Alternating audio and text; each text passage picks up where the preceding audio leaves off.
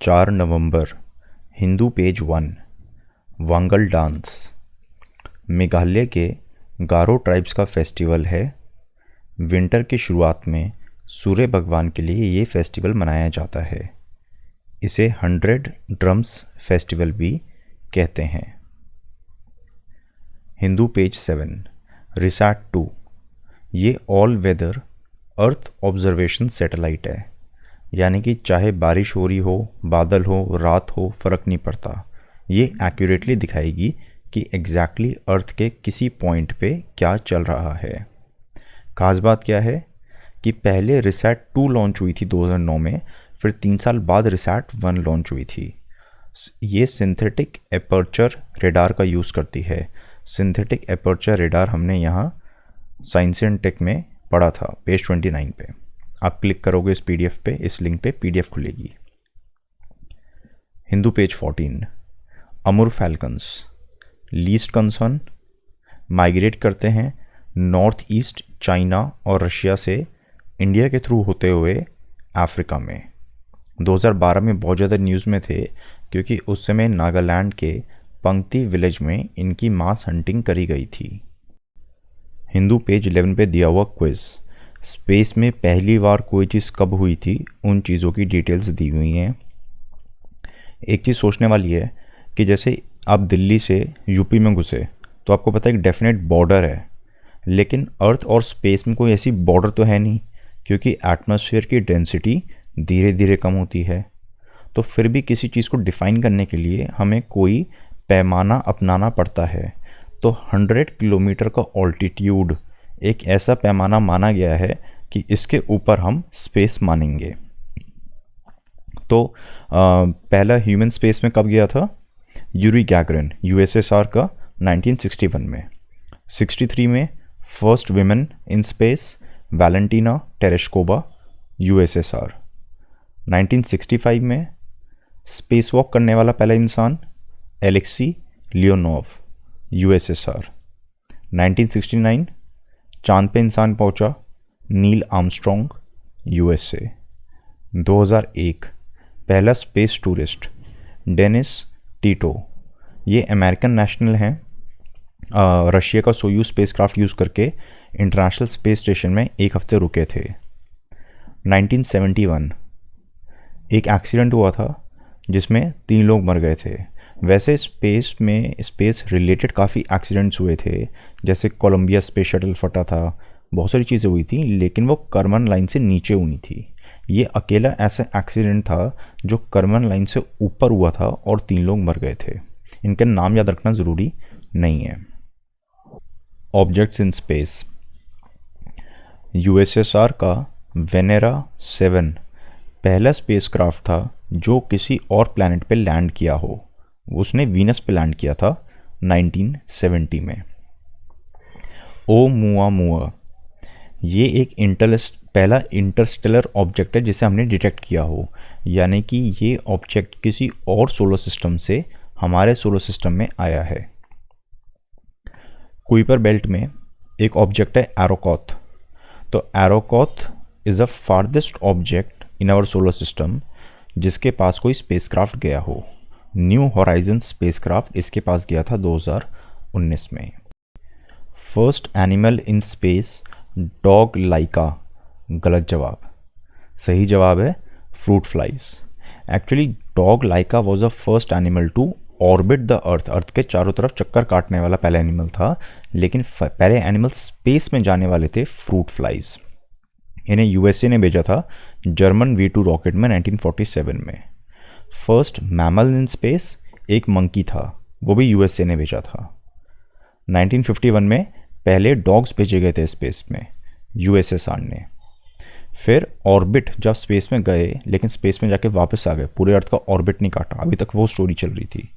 लेकिन first animal to orbit the earth वो है dog Laika USSR. First animals to survive earth orbit because dog Laika could not survive. तो the first animals who actually survived the पूरा orbit वो थे Belka and Strelka. And first animal to survive in open space, बाकी जब भी किसी animal को भेजा गया था तो किसी कैप्सूल में बंद थे वो, क्योंकि स्पेस में तो एयर नहीं होती है, रेडिएशन बहुत ज़्यादा होता है, टेम्परेचर डिफरेंस बहुत ज़्यादा होता है, तो कोई भी वहाँ पे सर्वाइव नहीं कर पाता है ना। लेकिन एक माइक्रोस्कोपिक पार्टिकल्स होते हैं टार्डीग्रेड्स, छोटे छोटे से होते हैं, वाटर बियर्स जैसे दिखते हैं माइक्रोस्कोप के अंडर।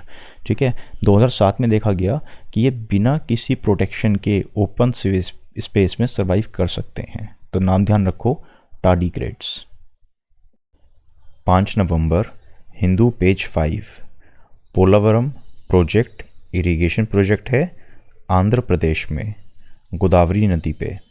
इसे 2014 में नेशनल प्रोजेक्ट का स्टेटस दे दिया गया था। आशंका है कि इसके बनने से वहाँ पे कई ट्राइब्स पे नेगेटिव इफ़ेक्ट पड़ सकता है, जैसे कोंडा रेड्डीज, कोयास एंड कोलम।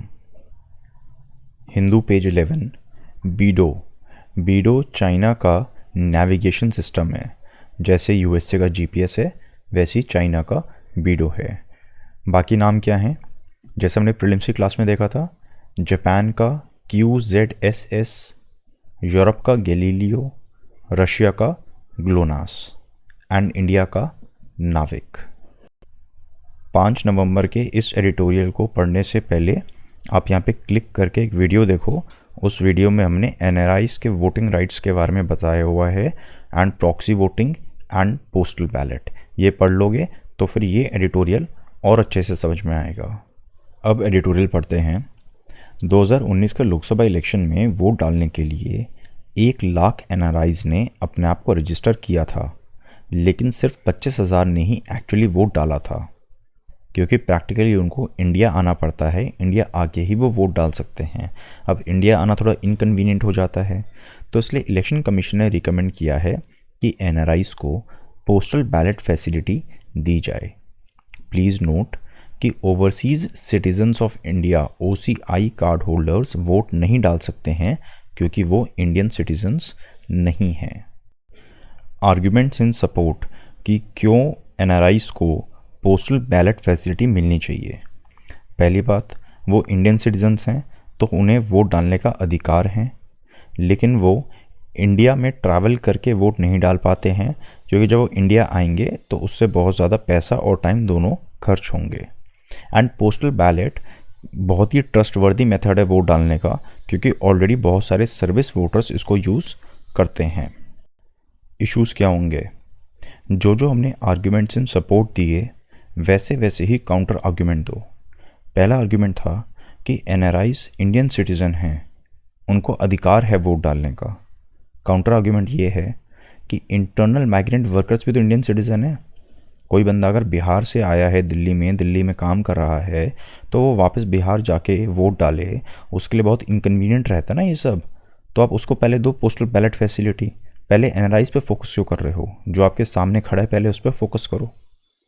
दूसरा पॉइंट हमने कहा था कि इससे एनआरआईज को काफ़ी सहूलियत होगी, है ना, उन्हें इंडिया ट्रैवल नहीं करना पड़ेगा। काउंटर आर्ग्यूमेंट ये है कि एनआरआईज की सहूलियत के चक्कर में आप इंडियन एम्बेसीज का काम बहुत ज़्यादा बढ़ा दोगे। जब पोस्टल बैलेट फैसिलिटी दी जाएगी तो अलग अलग देशों में जो भी इंडियन एम्बेसी है, वहाँ के स्टाफ को बहुत ज़्यादा काम करना पड़ेगा। वहाँ पे रह रहे सभी इंडियंस का वोट प्रॉपरली इंडिया तक आए, वो उनको इंश्योर करना पड़ेगा। तीसरा आर्ग्यूमेंट हमने कहा था कि पोस्टल बैलेट बहुत ही ट्रस्ट वर्दी मेथड है। बिल्कुल ठीक है, ये ट्रस्ट वर्दी मेथड है, लेकिन क्या हमें एनआरआईज का वोट सही जगह जा रहा है इस पर ट्रस्ट करना चाहिए?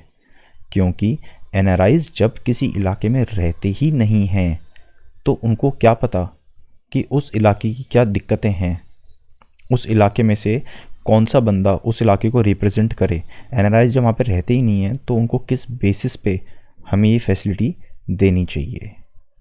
कंक्लूजन, 1.35 करोड़ एनआरआईज इंडिया से बाहर रहते हैं, उनका वोट डालने का अधिकार है। सरकार को पूरी कोशिश करनी चाहिए कि उन्हें उनका अधिकार मिले, लेकिन जब उन्हें वोटिंग राइट्स दिए जाएं, वोटिंग राइट्स अभी भी हैं, लेकिन जब अगर उनको पोस्टल बैलेट की फैसिलिटी दी जाए, तो हमें एक डिस्टिंक्शन क्रिएट करना चाहिए between long term and short term migrants. मान लो कोई बंदा बाहर गया 1-2 साल की पढ़ाई करने के लिए, या वो 1-2 महीने के लिए किसी प्रोजेक्ट पे काम करने गया है बाहर, है ना, वैसे वो इंडिया में रहता है, तो हाँ, उसको तो पूरी फैसिलिटी मिलनी चाहिए वोट डालने की। लेकिन कोई बंदा है जो पिछले 6-7 साल से बाहर रह रहा है, कभी कभी साल में 1-2 बार इंडिया आ जाता है घूमने फिरने के लिए, बट वो 6-7 साल से बाहर है, बाहर ही उसने अपना बिजनेस सेटअप कर लिया है, तो उसको क्यों मिले अधिकार कि इंडिया में कौन बंदा यहाँ पे चुना जाएगा एज एमएलए या एमपी, उसको क्यों अधिकार मिलना चाहिए? नहीं मिलना चाहिए ना। तो long term migrants and short term migrants में डिफरेंस होना चाहिए, दोनों को सेम फैसिलिटीज़ नहीं मिलनी चाहिए। आप ज़रा सोचो एक बार, एनआरआईज यहाँ पे नहीं रहते हैं, इसलिए जो न्यूज़ उन तक पहुँच रही है उसी के बेसिस पे वो अपना एक परसेप्शन क्रिएट कर लेते हैं, ग्राउंड रियलिटी उनको नहीं पता। फॉर एग्ज़ाम्पल, सरकार के हिसाब से इंडिया 2019 में ही ओपन डेफिकेशन फ्री हो गया था। यहाँ पे क्लिक करो, आपको लिंक मिलेगा। अब एनआरआईज को तो लगता है बढ़िया है यार, सरकार कितना बढ़िया काम कर रही है, लेकिन जो लोग गांव में रहते हैं उनको पता है कि रोज़ ओपन डेफिकेशन आज भी होता है। और ये तो नेशनल फैमिली हेल्थ सर्वे ने भी कहा है कि एवरी 5th इंडियन, हर 5वां भारतीय आज भी ओपन डेफिकेशन करता है। यहाँ पे क्लिक करो, लिंक खुलेगा। ऑनलाइन वोटिंग एक रिलेटेड टॉपिक है, ये हमने मेंस की क्लास 8 में पढ़ा था। आपको प्रैक्टिस नहीं करनी मत करो, बाकी लोग प्रैक्टिस कर रहे हैं। एग्ज़ाम में नंबर में डिफरेंस आपको दिख जाएगा, बट फिर आपका 1 साल बर्बाद हो चुका होगा। तो बेटर है रिस्क मत लो, आलस मत करो, पेन पेपर उठाओ, लिखो ज़रूर, थोड़ा सा लिखो लेकिन लिखो ज़रूर। ज़रूरत है हैबिट डालने की, हैबिट डालो रोज़ लिखने की।